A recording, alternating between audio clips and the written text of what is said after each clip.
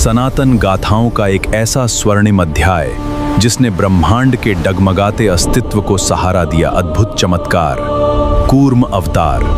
एक समय स्वर्ग पर अंधकार छा गया था। देवताओं की चमक फीकी पड़ गई।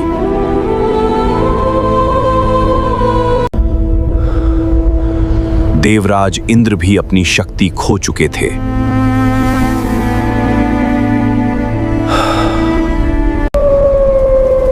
महर्षि दुर्वासा के शाप से समस्त देवलोक श्रीहीन हो गया था।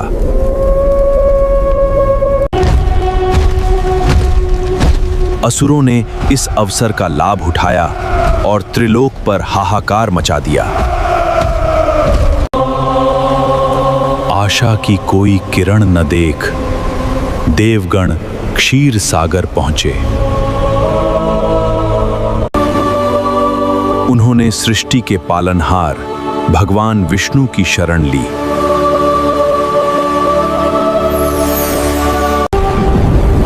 तब भगवान श्री हरि विष्णु अपने दिव्य स्वरूप में प्रकट हुए।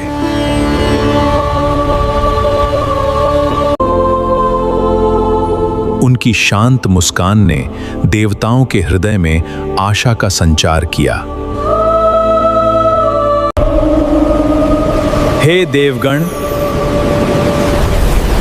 तुम्हें समुद्र मंथन करना होगा। इससे अमृत प्राप्त होगा जो तुम्हें अमर और अजेय बना देगा। परंतु इस महान कार्य के लिए तुम्हें असुरों से संधि करनी होगी। असुरों से मित्रता? देवता इस विचार से स्तब्ध रह गए। नहीं, ये असंभव है। अंततः देव और दानव एक स्थान पर एकत्रित हुए। देवराज इंद्र और असुरराज बलि के बीच समझौता हुआ। अमृत के लालच में असुरों ने देवों का साथ देना स्वीकार किया। दोनों सेनाएं मिलकर मंदराचल पर्वत की ओर बढ़ चलीं।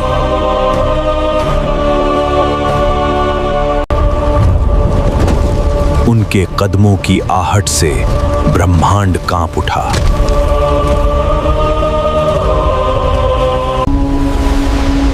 उनके सामने था विशाल मंदराचल, जिसे मथनी बनाना था। असुरों ने अपने विशाल हाथों से पर्वत को उखाड़ना शुरू किया।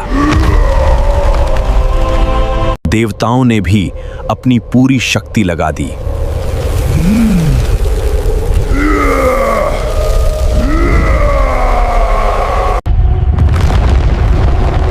भयंकर गड़गड़ाहट के साथ मंदराचल अपनी जड़ से अलग हो गया।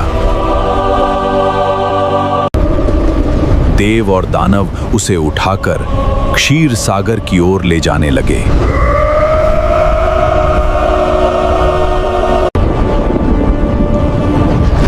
किंतु पर्वत का भार उनके अनुमान से कहीं अधिक था।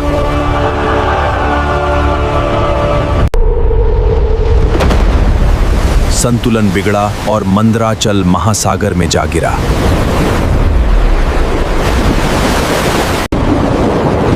मंथन के लिए रस्सी की आवश्यकता थी। तब नागराज वासुकी प्रकट हुए। भगवान शिव के परम भक्त वासुकी ने इस कार्य में सहयोग का वचन दिया। वासुकी को मंदराचल के चारों ओर लपेटा गया।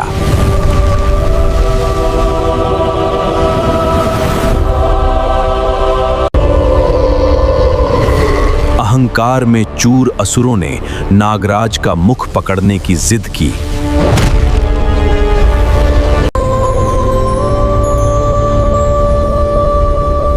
भगवान विष्णु की गुप्त योजना के अनुसार देवताओं ने विनम्रतापूर्वक वासुकी की पूंछ की ओर का हिस्सा थाम लिया। महामंथन आरंभ हुआ। देव और दानवों ने पूरी शक्ति से खींचा।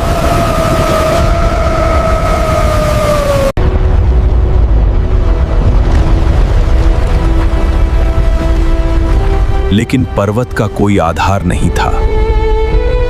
क्षीर सागर की गहराई में पर्वत डगमगाने लगा।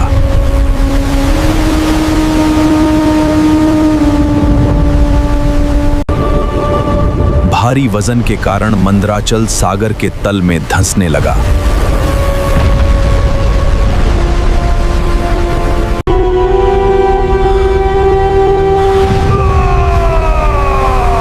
सभी के चेहरे पर निराशा छा गई।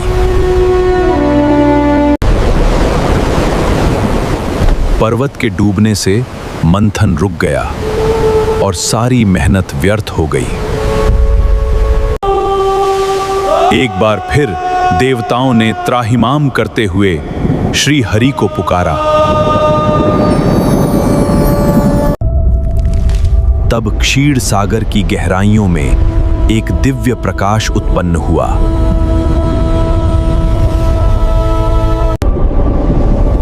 भगवान विष्णु ने एक अद्भुत रूप धारण किया।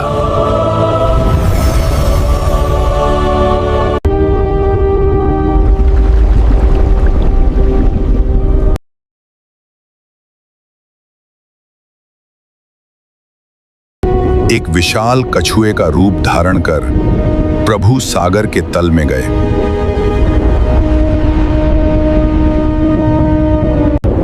उन्होंने अपनी वज्र जैसी कठोर पीठ को पर्वत के नीचे लगा दिया।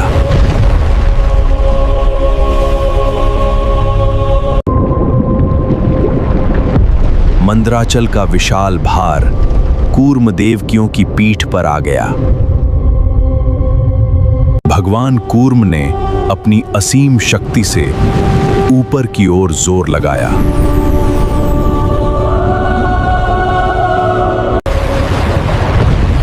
और डूबता हुआ पर्वत सागर का सीना चीर चीर कर बाहर आ गया। अब मंदराचल कूर्मदेव की पीठ पर पूर्ण रूप से स्थिर था।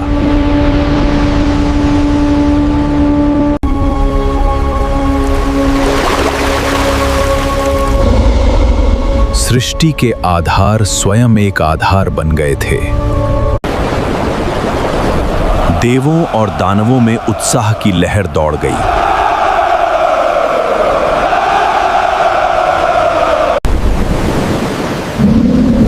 नई ऊर्जा के साथ सभी ने फिर से वासुकी को थाम लिया।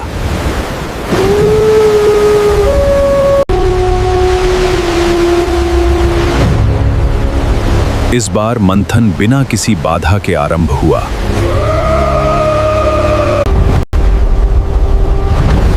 पर्वत और कूर्म की पीठ के घर्षण से दिव्य अग्नि उत्पन्न होने लगी। क्षीर सागर उफनने लगा, मानो ब्रह्मांड की सारी शक्ति जाग उठी हो। असुर पसीने से लथपथ थे, परंतु उनका लालच उन्हें रुकने नहीं दे रहा था। वहीं भगवान कूर्म शांत भाव से इस महान लीला को धारण किए हुए थे। लगातार खिंचाव से नागराज वासुकी की पीड़ा असहनीय हो गई।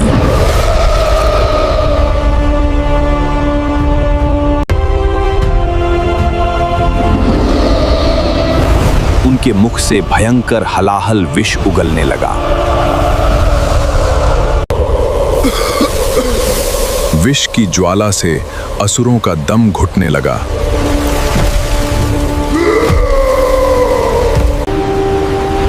ये हलाहल पूरी सृष्टि को भस्म कर सकता था। तब संकट मोचक भगवान शिव वहां प्रकट हुए।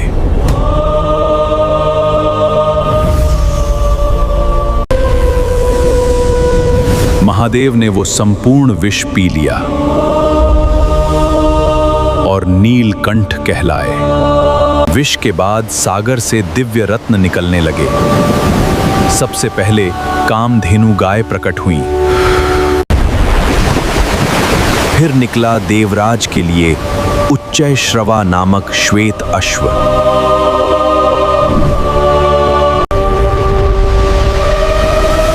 और बादलों के समान विशाल ऐरावत हाथी। तत्पश्चात सौंदर्य और धन की देवी माता लक्ष्मी का उद्भव हुआ।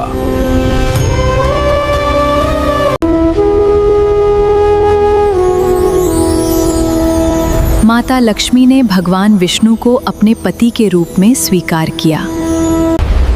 समुद्र से एक के बाद एक अद्भुत और अलौकिक वस्तुएं प्रकट होती रहीं।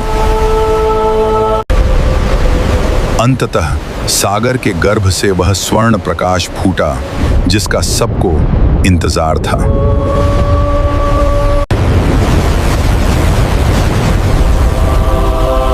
देव वैद्य भगवान धन्वंतरी प्रकट हुए। उनके हाथों में था अमृतत्व का कलश, अमृत। अमृत देखते ही असुरों ने छल किया और कलश छीन लिया। देवता हाहाकार कर उठे। यदि दानव अमर हो गए तो सृष्टि का विनाश निश्चित था। तभी युद्ध भूमि पर एक मधुर और मायावी संगीत गूंजने लगा। भगवान विष्णु ने संसार की सबसे सुंदर स्त्री मोहिनी का रूप धारण किया। मोहिनी के रूप को देखकर असुर अपनी सुध-बुध खो बैठे।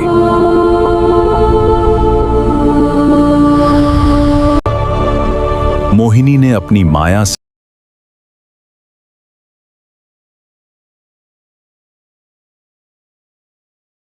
उसने कहा, मैं दोनों पक्षों में समान रूप से अमृत बांटूंगी।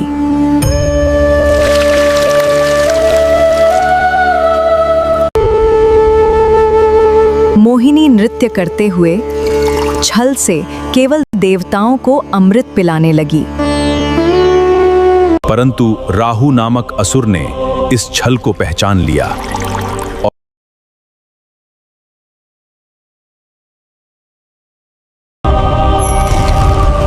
सूर्य और चंद्रदेव ने राहु को पहचान लिया और मोहिनी को संकेत किया।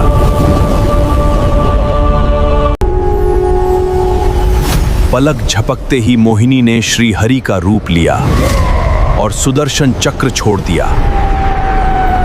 चक्र ने राहु का सिर धड़ से अलग कर दिया।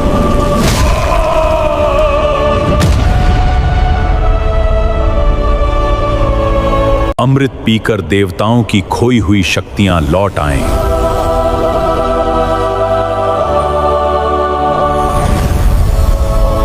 उन्होंने असुरों पर प्रचंड प्रहार किया और उन्हें खदेड़ दिया।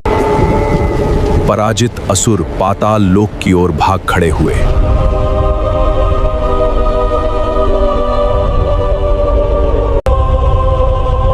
मंदराचल पर्वत को ससम्मान उसके मूल स्थान पर रख दिया।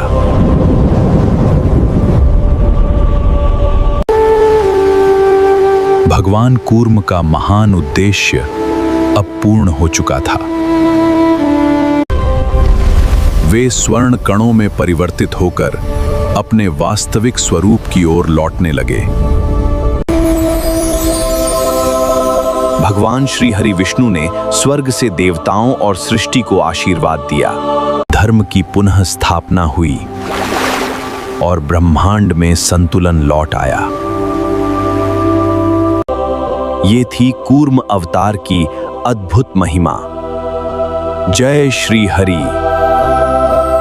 अधर्म के विनाश और सृष्टि के संतुलन की यह महागाथा अभी समाप्त नहीं हुई है। समय का चक्र घूमता रहेगा। प्रतीक्षा कीजिए नारायण के अगले अवतार की। जय श्री हरि।